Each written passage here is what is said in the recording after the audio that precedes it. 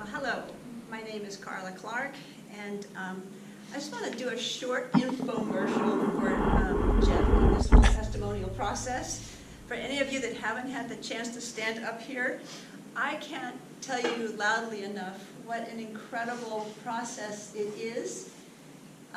It's hard to take 70-odd years of your life and condense it into 25 to 30 minutes at the best of times, but in doing so, it really showed, God spoke to me. He ministered to my heart about all of the infinite number of ways He was in my life from a very early age and during a season when I was giving Him precious little to work with. I was raised in a single parent home. I have a twin sister, and Marla D is her name. I'm Carla Lee, so Marla D and Carla Lee were born in 1903. That was that's how my mom remembered our birthday. And I have an older brother who's 18 months older than I am. We grew up fatherless, and it impacted each of us differently. Mom worked extremely hard, long hours. She was a school teacher. She taught 3rd grade, and her kids absolutely adored her. She loved them, and many of them kept in touch with her years after they left school. So she had a real impact on their lives. It was why I went into elementary education out of college, or from my college years. Anyway, I don't blame my dad for not being there for us. There was a lot of there's a big story behind that I won't get into now, but I'll just say, if you don't have a father figure, a role model, it's really difficult to draw on something you don't have, and that was the case for my dad. So, I guess because of my temperament, I responded to being without that nurturing and that father figure. I became somebody who craved other people's approval, and I became a doer. I mean, I got my accolades and my value from what I did. So in school, it was the best grades. After school, it was being the best employee. Anything I could do to prove worth was how I felt good about myself. And then the third flaw that came out of that recipe for disaster was trying to look good, even when I wasn't. So you put those 3 things together, and it just gives the enemy a lot of opportunities to wreak havoc in your life. My mom introduced us to church at an early age. She had, her background was with the Seventh-day Adventist Church. If you're familiar with them, they're really good knowledge of the Bible. I will give them that. But there's a lot of do's and don'ts associated with it's a religion that you don't smoke, you don't drink, you don't wear makeup, you don't wear jewelry, you dress conservatively, you don't go dancing, you just don't do a lot of life. But it did give me some very tight boundaries to live behind, mostly black and white. I went to high school in a Christian school. Back in those days, Led Zeppelin, Pink Floyd, a lot of drugs and chaos. Miniskirts were in. Yes. So maybe it was a good thing that my little life was framed by this do's and don'ts, black and white. I remember we had to wear school uniforms, and the girls had these unattractive plaid skirts below the knee. So all the girls kind of conspired to ways that we could modernize the uniform is we would take the waistband and we'd roll it up several times. So we'd hike our hemlines up above our knee, and then we'd cinch it in with a belt so it was not obvious to the teachers. But they caught on, and they'd stand outside with a yardstick at the door of the classroom and measure our hemlines. Anyway, just a sidebar. I went on to college.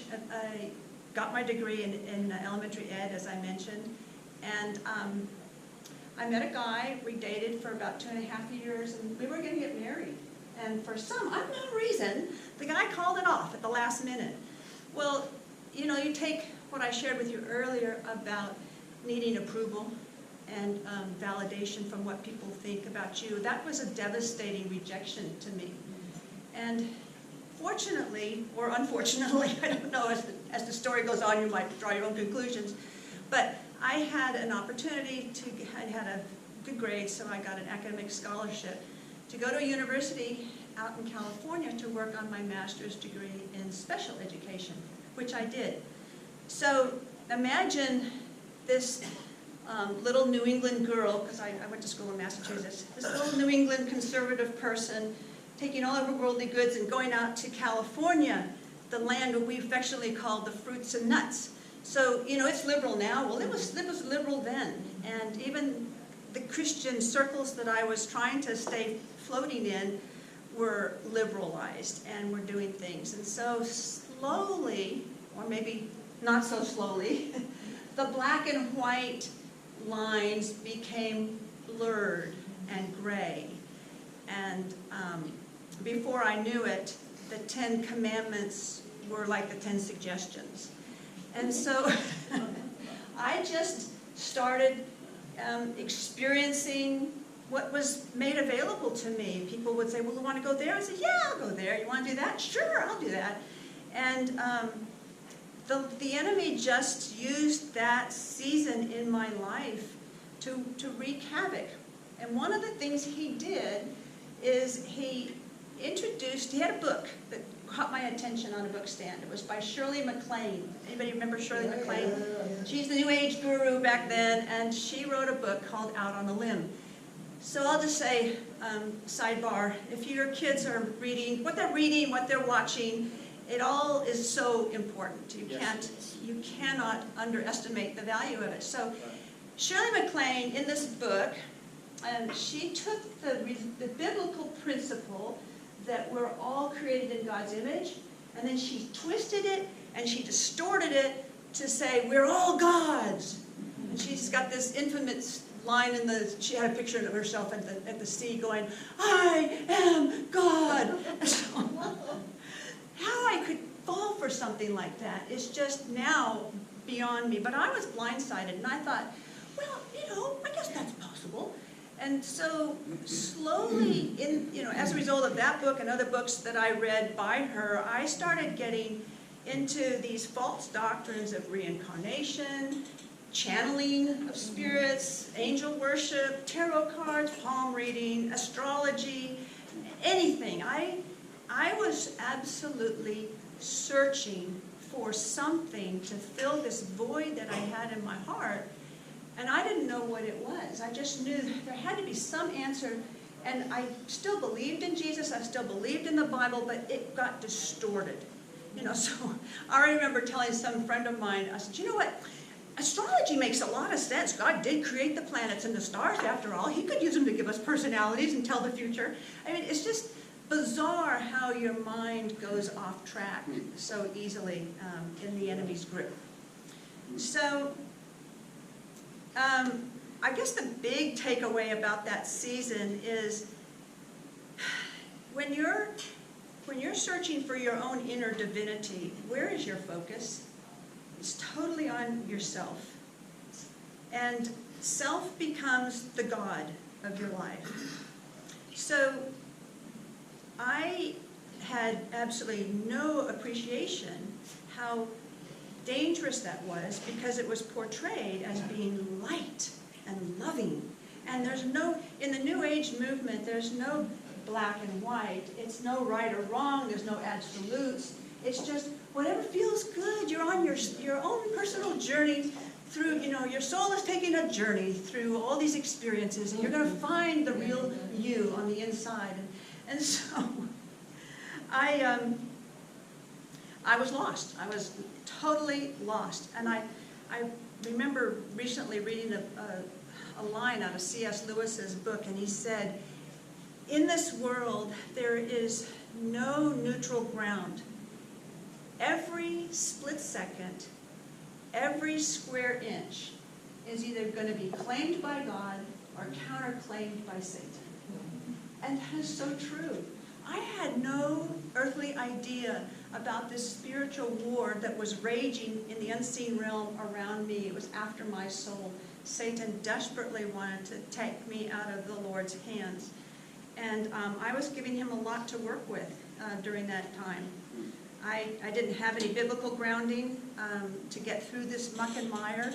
I lost my moral compass.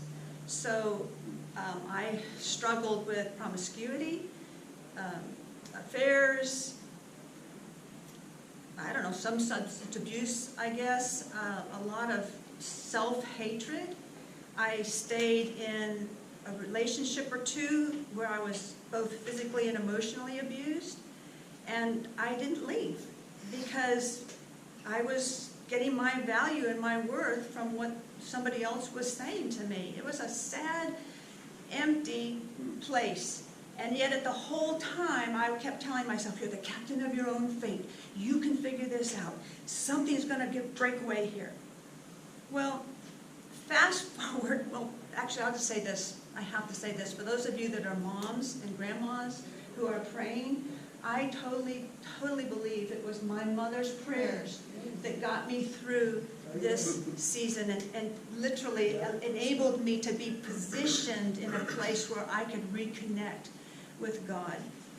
If I didn't have that prayer coverage, I don't know where I probably honestly would not have lived past my mid-30s, just being frank with you, based on some of the things that I was involved in. Anyway, fast forward to 1988, and I met the most amazing, kind, yes, sensitive, yes, compassionate, yes, generous, yes, loving, smart, yes, handsome Bevan Clark.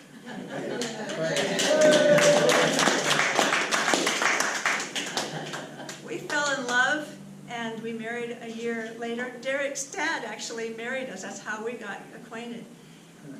And he whisked me away to down under to Australia for 2 years. He had a business that he was restructuring in Sydney, so we lived there. And he convinced me to go to church. I still was not saved at this point.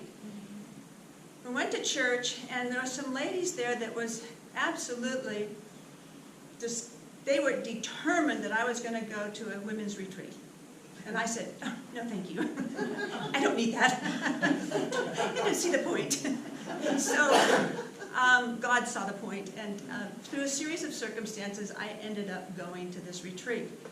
So it was a 3.5-hour junket to the Blue Mountains. It was being held at a YMCA camp, and it was 3.5 hours from where we lived. We only had one car, so I agreed on Friday afternoon, I would take a bus and to a train, and then these people would come and pick me up that I'd never met.